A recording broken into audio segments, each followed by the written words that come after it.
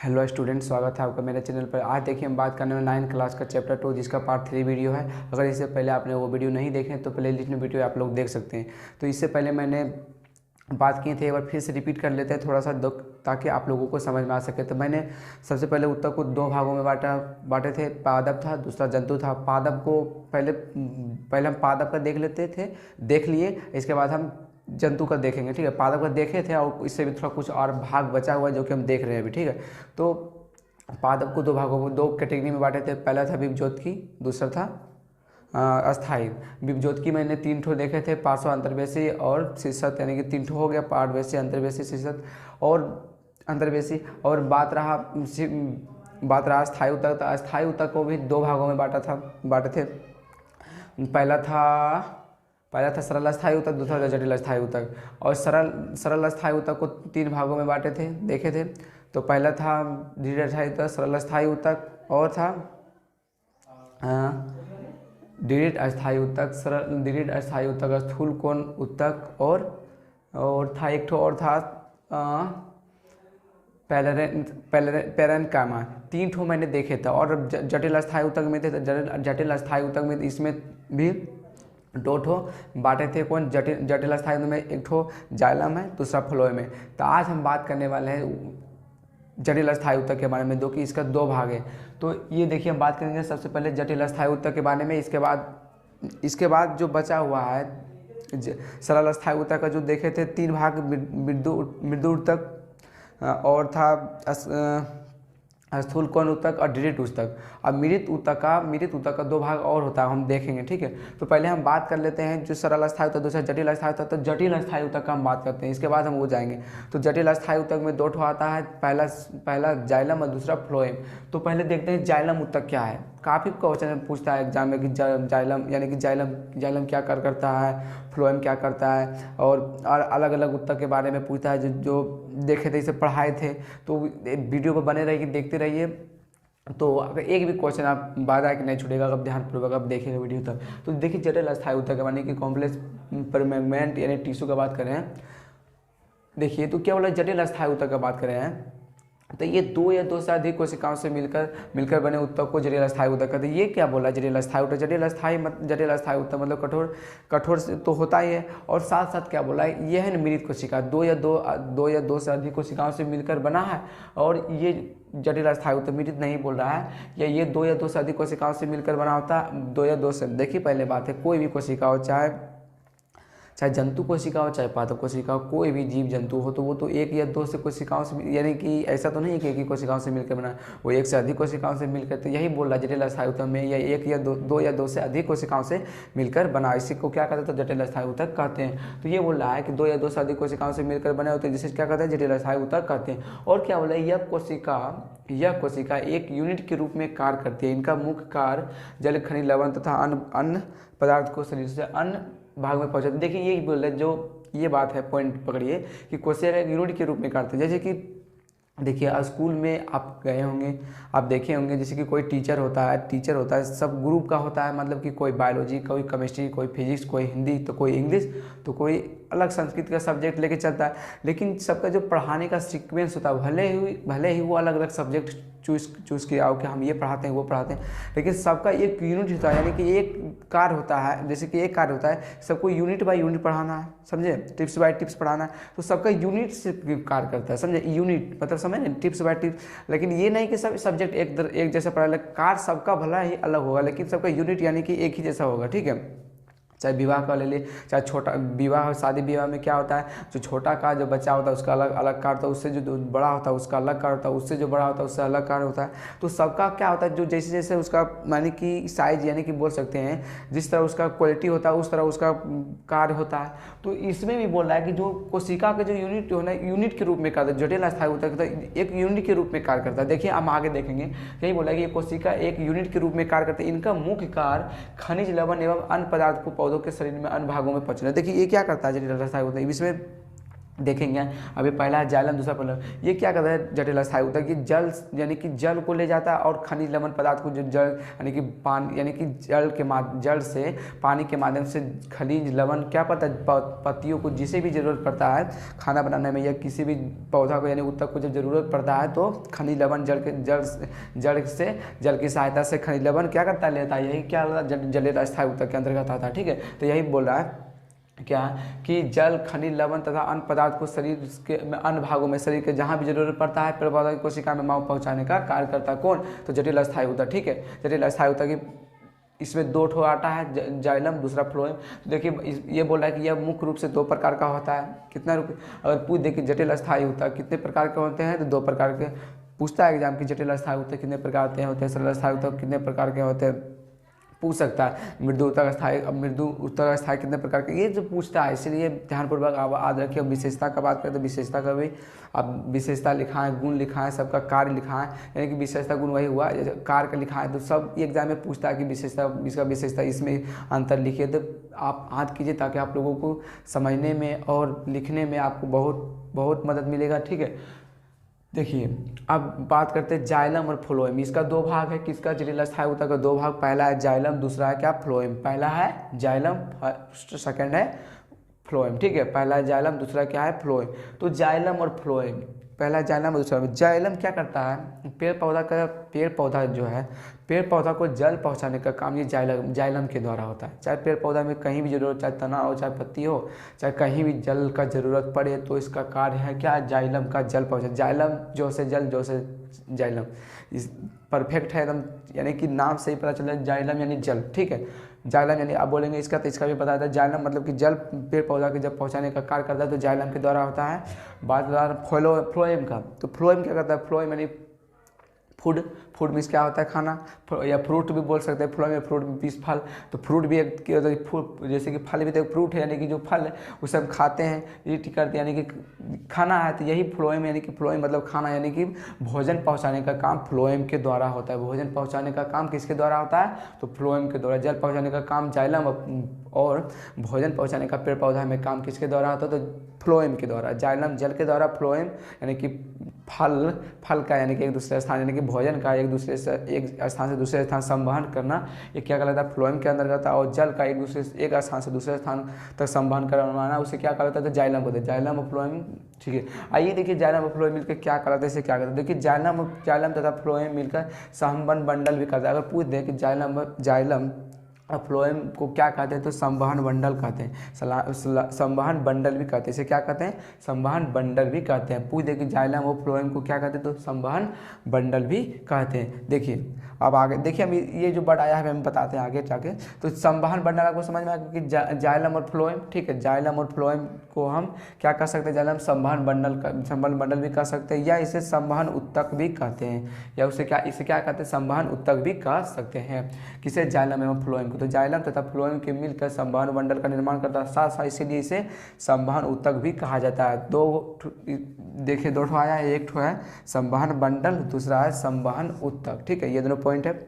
Phloem समझ में आ गया, फ्लोएम और जाइलम मिलकर संवहन बंडल भी कहला सकता है, संवहन ऊतक, संवहन बंडल, संवहन ऊतक, संवहन बंडल या संवहन ऊतक भी कहला सकता है। तो फिर से एक बार रिपीट कर देते हैं कि जटिल अस्थायी ऊतक एक कॉम्प्लेक्स परमानेंट यानी कि टिश्यू का बात करें तो ये दो या दो से अधिक कोशिकाओं से मिलकर बने ऊतक को क्या कहते हैं? दो या दो से अधिक कोशिकाओं से मिलकर बने ऊतक को क्या कहते हैं? तो जटिल अस्थायी ऊतक या बोल सकते हैं कॉम्प्लेक्स परमानेंट टिश्यू। ठीक है, तो ये जैसे दो या दो से अधिक कोशिकाओं से मिलकर बना ही होता है। और साथ ही ये बोल रहा है क्या कि यह कोशिका एक यूनिट के रूप में कार्य करती है, यानी कि एक यूनिट के रूप में कार्य करती है। और साथ साथ इनका मुख्य कार्य जल खनिज लवण को एक पदार्थ के पौधों के शरीर में अन्य भागों तक पहुँचाने, यानी कि जो जरूरत पड़ता है जिस पौधों में खनिज लवण का यानी जल का, तो ये जटिल अस्थायी ऊतक के माध्यम से क्या होता है? शरीर के अन्य भागों में पहुँचाया जाता है। और क्या बोल रहा है कि यह मुख्य रूप से दो प्रकार का होता है। ये मुख्य रूप से कितने प्रकार के होते हैं? जटिल अस्थायी ऊतक दो प्रकार के होते हैं। मुख्य रूप से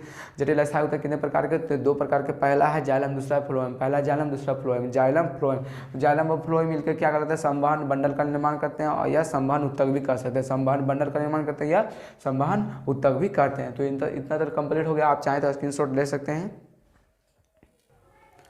अब इससे आगे देखिए क्या बोल रहा है कि जटिल अस्थायी ऊतक का जो जटिल अस्थायी ऊतक के दो भाग देखे थे, पहला था जाइलम, दूसरा था फ्लोएम। जटिल अस्थायी ऊतक का दो भाग, पहला जाइलम दूसरा फ्लोएम। तो जाइलम का पहले बात कर लेते हैं, इसके बाद हम बात करेंगे फ्लोएम के बारे में। तो पहले देखिए जाइलम का, देखिए ये जाइलम किसे कहते हैं। जाइलम ऊतक पौधों के मूल तथा पत्तियों में पाया जाता है। जो जाइलम कहाँ पाया जाता है, पत्तियों के मूल हो गया। पत्तियों के मूल मतलब कि अगला भाग, यानी कि शीर्ष भाग में, पत्तियों का जो भाग होता है उसका अगला भाग शीर्ष भाग में। और क्या, मूल, पौधों के मूल में तथा पत्तियों में पाया जाता है। पौधों की जड़ जो होता है उसमें भी, जड़ का मूल जो होता है, मूल उसमें मूल में पाया जाता है, साथ साथ पत्तियों में भी पाया जाता है। कौन, जाइलम। ऐसे चालन भी कहते हैं, किसे, जाइलम को चालन भी कहते हैं। और पूछ दे क्या कि चालन किसे कहते हैं, कि चालन किसे कहते हैं, तो जाइलम को चालन कहते हैं। या चालन किसे कहते हैं, तो जाइलम किसे कहते हैं, तो चालन को भी जाइलम कहते हैं। या समझ में आ गया। तो यही बोला है कि जाइलम को चालन भी कहते हैं। साथ साथ बोल रहा है कि इसका ऊतक है ना 4 प्रकार का होता है। ये देखिए इसका भी 4 प्रकार का, ठीक है। जाइलम ऊतक ये कितने प्रकार के होते हैं, जाइलम ऊतक 4 प्रकार के। जाइलम ऊतक कितने प्रकार के, जाइलम ऊतक 4 प्रकार के होते हैं। जाइलम ऊतक कितने प्रकार के, 4 प्रकार के। जाइलम ऊतक कितने प्रकार के, 4 प्रकार। या बोल सकते हैं चालन ऊतक कितने प्रकार के, 4 प्रकार के। ऐसे बोल सकते हैं चालन ऊतक कितने प्रकार के, 4 प्रकार के। तो देखिए चारों का हम बात करते, पहले हम ये देख रहे थे कि जाइलम को खोज किसने किया और इसका नामकरण किसने किया, कि जाइलम कैसे पता चला कि हमके जाइलम है। जाइलम जल पहुँचाता है, जल पहुँचाने यानी कि मिट्टी से जल, खनिज, लवण जल के द्वारा ले जाता है और पौधों के अन्य भागों तक पहुंचाता है। ऐसा कौन था जो कि बता दिए हैं और हम लोगों को पढ़ना पड़ रहा है, ठीक है। तो देख लेते हैं। तो देखिए इसका खोज मार्सेलो मालपीथी ने 1678 में किया था। इसका खोज का बात करते हैं तो इसका देखिए नाम है मार्सेलो मालपीथी। कब खोज किया था, तो 1678 में। 1678 में किसका खोज हुआ था, तो जाइलम का, क्योंकि जल पहुंचाने का कार्य करती है। नाम था मार्सेलो मालपीथी और खोज करके चला गया जाइलम का। कब किया था, 1678 में जाइलम खोज के चला गया और 1678 में, ठीक है। तो मार्सेलो मालपीथी 1678 में क्या खोज किया था, तो जाइलम का, ठीक है। और देखिए जैसे कि खोज तो कर गया लेकिन इसका नामकरण मतलब कि जाइलम कौन रखा, तो देखिए लेकिन इसका सर्वप्रथम नागेली क्या था, नागेली के द्वारा जाइलम शब्द का प्रयोग किया गया। नागेली मतलब कि ये भी एक वैज्ञानिक थे। इन्होंने जैसे कि कहा कि जल पहुंचाने का काम कर रहा है, तो क्यों ना इसका नाम हम जाइलम रख देते हैं। तो इसी की सहायता यानी कि नागेली वैज्ञानिक था, इन्होंने क्या इसका नामकरण है कि जाइलम रख दिया, ठीक है। जो खोजा गया मार्सेलो मालपे के द्वारा जो खोजा गया इससे जाइलम, इसका नाम का बात करें अगर बोलेंगे कि चालन या जाइलम का नामकरण किसने किया था, तो नागेली ने। कौन किया था, तो नागेली ने। कौन किया था, तो नागेली ने, ठीक है। अब खोज का बात करें कब किया था, 1678 में। कौन किए थे, तो मार्सेलो मालपीथी ने। और देखिए कि इन्होंने सब यानी कि जाइलम शब्द का यानी कि इसका नाम दिया। इसके बाद साथ साथ खोज 1678 में मार्सेलो मालपी ने किया था। फिर से वह देख लेते हैं, जाइलम ऊतक पौधों के मूल तथा पत्तियों में पाया जाता है और चालन भी इसे कहते हैं। तो कितने प्रकार के होते हैं, जाइलम ऊतक 4 प्रकार के होते हैं। जाइलम ऊतक 4 प्रकार, तो ये 4 प्रकार का हम देखेंगे। और अगला वीडियो हम बात करेंगे फ्लोएम के बारे में, जो फूड यानी कि भोजन पहुँचाने का कार्य करता है। तो देखते हैं हम चारों भेद के बारे में, यानी कि चारों भेद नहीं बोल सकते, इसका चारों भाग जो है वो देखते हैं, ठीक है।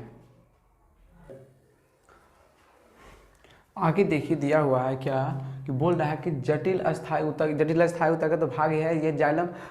ये तीन जाइलम 4 प्रकार का होता है। वाहिनिका या बोल सकते हैं ट्रेकिडस बोल सकते हैं, या वाहिनिकाएं बोल सकते हैं। दूसरा क्या है, वाहिकाएं। तीसरा है जाइलम तंतु। चौथा है जाइलम मृदुतक।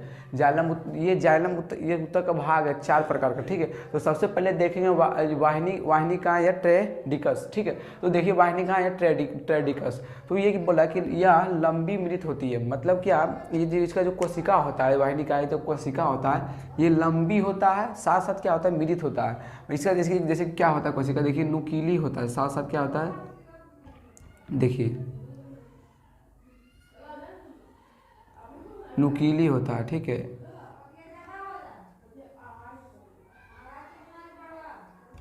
क्या होता है, इस तरह सामने में नुकीली या इस तरह कोई का रचना होता है किसका, ये वाला वाहिनिका है, वाहिनिका का रचना है ट्रेडिकस। ये लंबी मृत होती है तथा दोनों सिरा जो होता है नुकीली होता है। देखिए दोनों सिरा क्या है, नुकीली है, नुकीली। थोड़ा चित्र थोड़ा पढ़ने में प्रॉब्लम है, जिससे समझिएगा कि दोनों साइड क्या है, नुकीली, ठीक है, नुकीली होता है।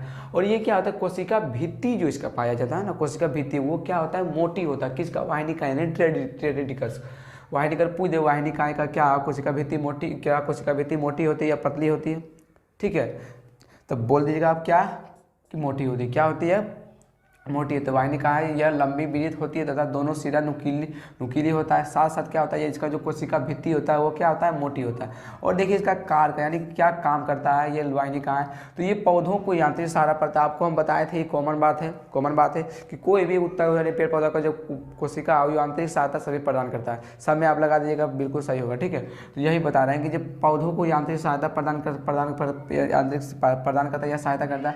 और जल को तने के द्वारा पत्ती तक पहुँचे, यानी जल को है ना, जैसे कि जरूरत है प्रकाश संश्लेषण में या इससे भी, ठीक है, पेड़ पौधा का जल का जरूरत है। तो ये क्या करता है, ये वाहिनिका है जो क्या करता है, जल को मिट्टी से अवशोषित यानी खींच के क्या करता है, तने का जरूरत है, तने को पहुंचाएगा, या पत्ती को जरूरी है तो पत्ती तक पहुंचाने का कार्य जो करती है ये वाहिनिकाएं हैं, करते हैं, ट्रेडिशनली करते हैं। तो ये बोला पौधे को यांत्रिक सहारा प्रदान करता है, साथ साथ क्या करता है, और पौधों को यानी जल जो है तने के द्वारा तने तक पहुँचाने के लिए, पत्तियों के तक पहुँचाने के लिए क्या करता है, यह कार्य करती है। ये बोला कि जल को तने द्वारा पत्ती तक पहुंचाने का कार्य करती है। जल को तने द्वारा जैसे कि जल द्वारा पहुंचाने का कार्य करती, कौन करते, वाहिनिकाएं करती। कौन करते, वाहिनिकाएं। अब देखिए अगला क्या है, वाहिनिका है, ठीक है, वैक्यूल्स। वाहिनिकाएं ये होता है लंबी होती है और साथ साथ मृत होती है। ये बोल रहा है कि वाहिकाएं जो होते ये जो होता है वाहिकाएं, ये होता है लंबी होती है, मृत होती है,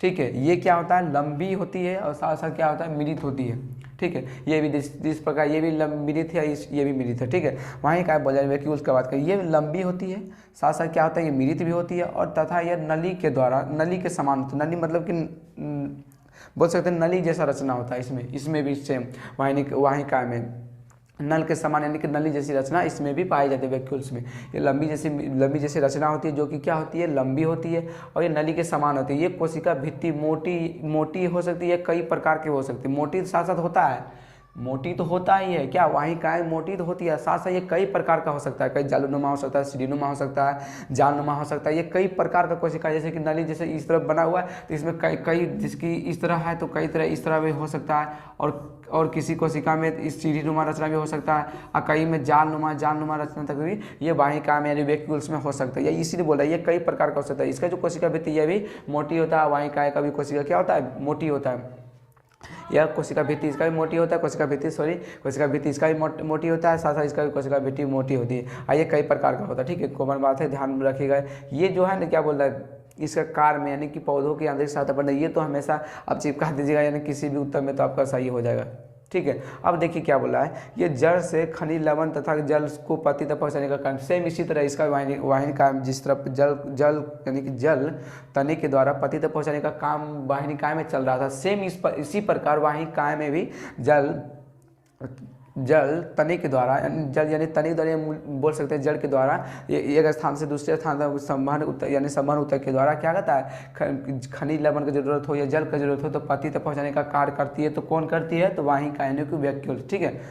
अब आगे बढ़े, देख लीजिएगा, फिर से रिपीट कर देते हैं। क्या जाइलम का 4 भाग, वाहिका या ट्रेडिकस, पहला वाहिका है ट्रेडिकस, दूसरा है वाहिकाएं, तीसरा जाइलम उत्तक, चौथा है जाइलम मृदुतक। तो पहला देख लीजिए वाहिका या ट्रेडिकस, ठीक है, और दूसरा देख लीजिए वाहिका है। तो देखिए पहला है वाहिका या ट्रेडिकस, ये लंबी होती है, साथ में मृत होती है। ये दोनों सिरा जो क्या होता है, यानी कि दोनों सिरा क्या होता है, नुकीली होता है। साथ साथ इसका जो कोशिका भित्ति जो होता है, कोशिका भित्ति क्या होता है, वो मोटी होती है।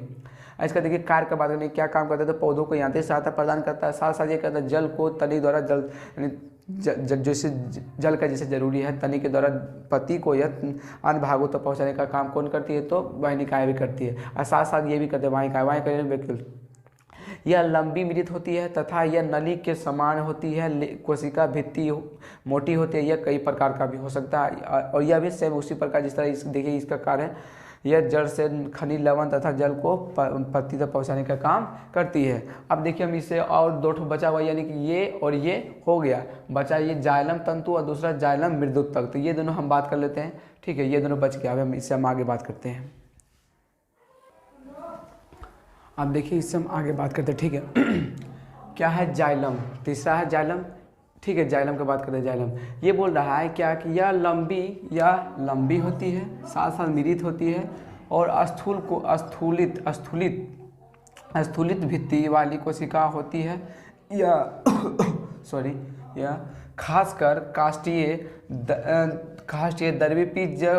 द्रविपीजीव पत्री पौधों में पाया जाता है। ये जाइलम जो तंतु होता है ना, जाइलम तंतु, ये कैसा होता है, काष्ठीय द्रविपीज जब पत्री पौधों में पाया जाता है। खासकर क्या होता है, काष्ठीय द्रविप पत्रीय पौधों में पाया जाता है। और यह बोल रहा है यह मिलित भी होता है और साथ साथ लंबा होता है। अस्थूलित भित्ति वाली कोशिकाओं में पाया जाता है। कौन से भित्ति वाली, तो अस्थूलित भित्ति वाली कोशिकाओं में यह होती है। यह खासकर काष्ठीय द्रविप पत्रीय पौधों में पाया जाता है। और पूछ दे कि जाइलम तंतु कौन से पौधों में पाया जाता है, तो काष्ठीय हो सकता है, द्रविपी जब पत्रीय, ठीक है, थोड़ा होता है लंबा बड़ा होता है तो प्रॉब्लम होता है, ठीक है।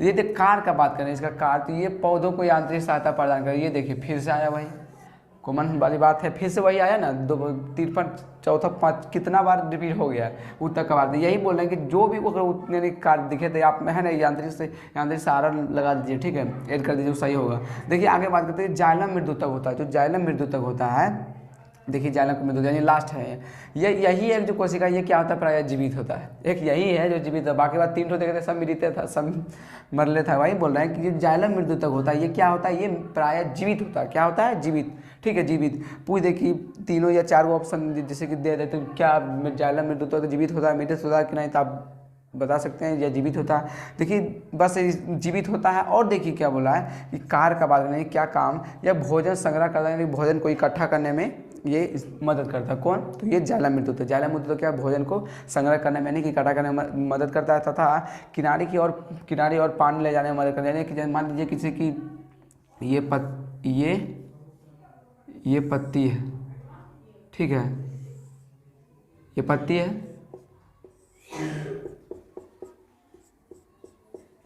जो किनारे का जो भाग होता है, किनारे का जो भाग देख रहे हैं, किनारे का, यहाँ पानी यानी कि ले जाने में मदद करता है यही जाइलम मृदुतक। जाइलम मृदुतक क्या है, भोजन को संग्रह करता है, साथ किनारे की ओर पानी को जाने में क्या करता है, मदद करता है। यानी कि यही किनारा जो है, पत्ती का किनारा हो चाहे किसी का भी किनारा हो, तो ये जाइलम मृदुतक क्या होता है, किनारे के भाग में जब पानी ले जाने का कार्य करती है। किसके द्वारा, तो जाइलम मृदुतक के द्वारा।